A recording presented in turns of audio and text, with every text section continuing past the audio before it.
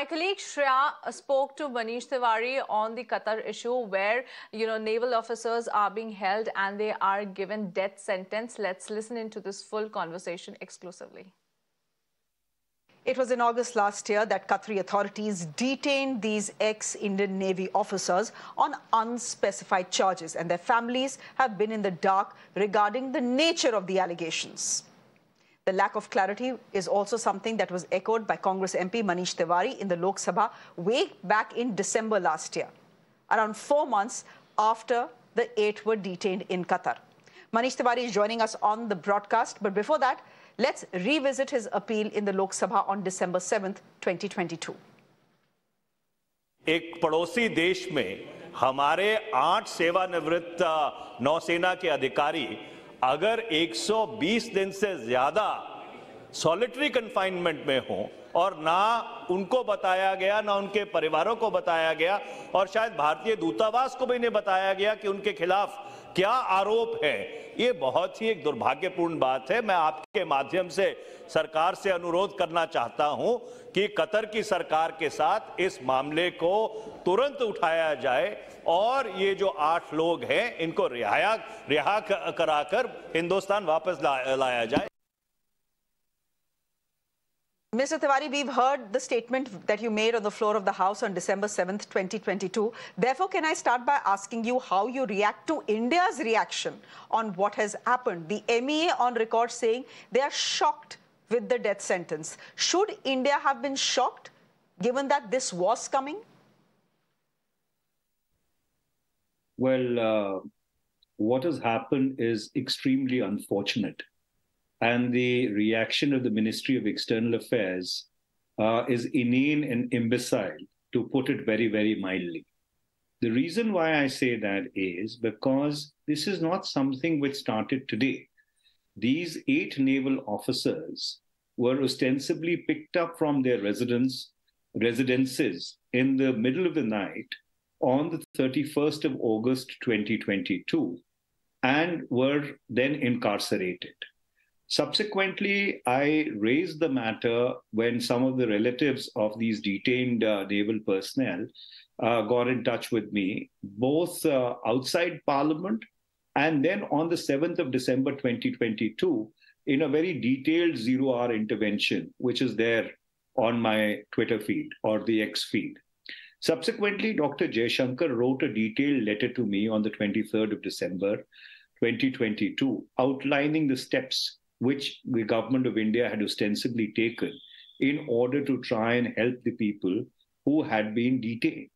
So therefore, 10 months down the line, for government of India to turn around and say that we are shocked is actually chicanery, for the lack of a better word, because I am reliably informed by the relatives of those people who were illegally incarcerated that even the legal assistance provided to these officers was very dodgy, because when they would get in touch with the lawyer would turn around and say, I've informed the Indian embassy, and you talk to them. And obviously, when you are in illegal incarceration in a foreign land, and these are not professional hardcore criminals, these are decorated officers of the Indian Navy, their wives have been, or for the bulk of them, are homemakers.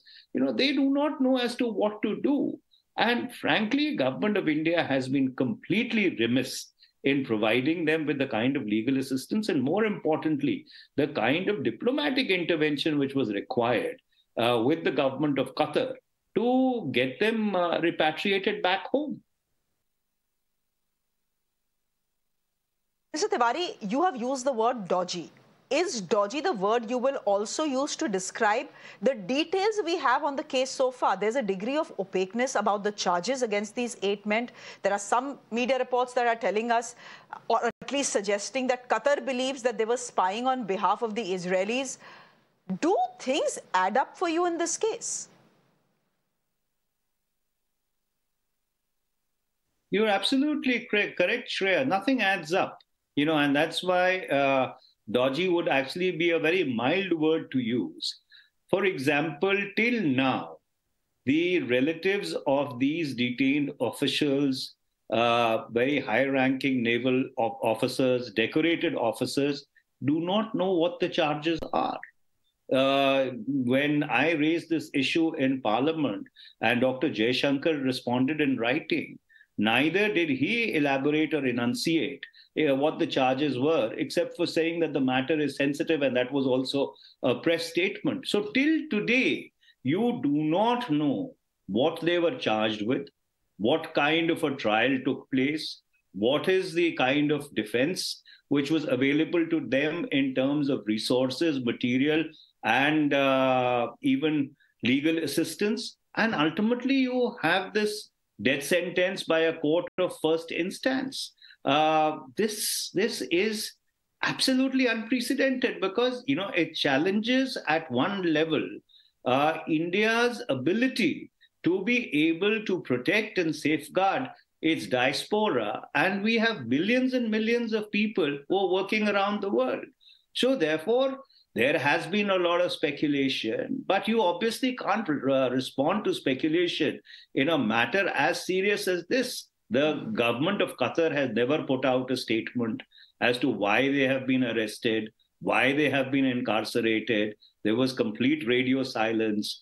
Then even the judgment is not out in the public domain for anybody to actually try and discern as to what these charges were. And so therefore, it is as if some people were picked up in the middle of the night, and 10 months later, they've been sentenced to death. Here's what is intriguing to me. These 8 ex-Navy veterans worked in a firm that was headed by an Omani citizen. Again, he was from the Omani Air Force. He was arrested along with these 8 as well, but in November, he was let free. So if he was arrested and if he was let free, why were these 8 sent to solitary confinement? Why have they now been given the death sentence? There are many former diplomats who have served in the Middle East who are saying that India should have in the first place ensured that the matter does not reach court like the Omanis did, because once the matter reaches court, things are out of your hand. Well, I think it's been a litany of errors all around. First of all, there should have been an efficacious diplomatic intervention the moment government of India learned about the arrest of these 8 naval officers. If it happened, I do not know. I am not aware of it. What was the outcome of it? Clearly, there was no outcome because they continued to be in solitary confinement. Subsequently, government was able to get consular access maybe 2 months down the line. I think some family members also had the ability of talking to them once or twice a week. I am given to understand that 3 of the officers who continue to be under detention and, of course, now have been convicted, their families are in Qatar. So therefore, there is absolutely a fog of opacity which surrounds this particular incident. And then the sentence of death, which in Indian jurisprudence happens in the rarest of rare cases. What is it these people did which jeopardized or undermined or subverted Qatari national security to such an extent that they've been given a death sentence? That is provided the speculation in the public space even has an iota of truth to it. So frankly, everybody's operating in the dark, and that's why I think it is incumbent for the government of India, the Ministry of External Affairs, to put the full facts out in public domain, because this now concerns every serviceman and every ex-serviceman in this country, in addition to every concerned citizen. We cannot allow 8 of our decorated naval officers to go to their death in this manner. Mr. Tiwari, if you look at the trade numbers between Qatar and India, if you look at diplomatic ties, India and Qatar do share a good relationship. Will that have a bearing on the fate of these 8 men who are currently facing the death sentence in Qatar? Frankly, do we have a good relationship? I think that itself is a question mark. Because if we would have had a good relationship, things wouldn't have come to this pass. You know, you've seen what the reaction of the government of Qatar was to some very irresponsible statements which were made by functionaries of the ruling party in the past. I do not want to go down that street. But obviously, if there would have been a good relationship, a robust diplomatic relationship, you ask yourself, would things have come to this pass? Mr. Tiwari, my last question to you, since you're also a lawyer, where do you see this court going?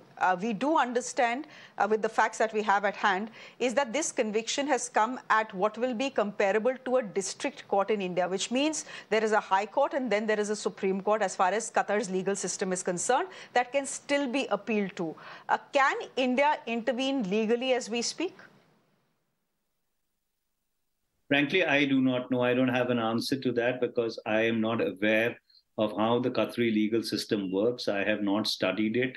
So therefore, it would be completely inappropriate for me to offer any opinion because it would be an ill-informed opinion. And therefore, I think the important thing is that you've not taken this matter, or the government of India didn't take this matter seriously enough that it has come to this stage. The time has come now to take it very seriously. And I think more than legal help or legal intervention, it is diplomatic intervention at the highest level by the Prime Minister of India, which would possibly retrieve or redeem the situation.